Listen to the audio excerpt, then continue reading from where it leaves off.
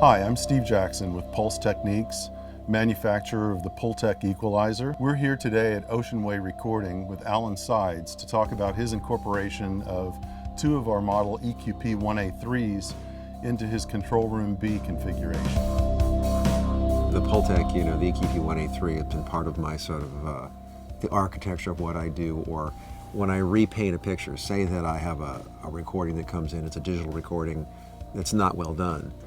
There's something about a Pultec, a 1A3, particularly the high frequency boost, that adds an air and a space that's really, really unusual. It's a little like getting something for nothing, because it almost creates a little bit of a sound.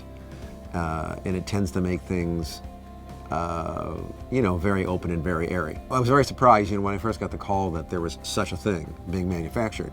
Of course, I always take this with a grain of salt because I've seen so many sort of repros that don't even approach the original items. So actually, when I got a pair of these in my hands and I looked at them, first aesthetically, obviously, they're incredibly beautifully made and they look just like the originals. That's one level, but also just to be able to plug it in and listen to it and A/B it and set it next to it and know that it's virtually perfect. And I think that's pretty unusual. I know a couple of rock and roll mixers with SSL consoles, and sometimes SSL consoles, particularly the Gs, lack some of the air in the top. And the same thing, the EQ doesn't really go really low.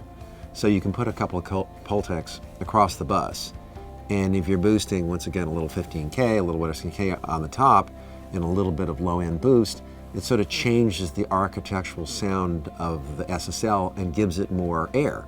And so when you go to reach for the SSL EQ, it's already got this other harmonic across the bus. So it makes the whole thing sound more open and better. The EQs in this console are basically a 1073 with selectable high frequency EQ, which is a Class A discrete amplifier. And it's a very nice EQ, but it sounds very different than Pultec does. They both do different things. The same thing with the API 550As, the original. It's a great sounding EQ, but it doesn't sound like the Pultec. It's just like it's just another bit of art for my palette, another paint that is unique. They don't sound the same. They all sound quite different. When you patch it across the line, everything that you do changes the sound to some degree. There's not such a thing as a wire with gain. When you plug something in, it changes sounds.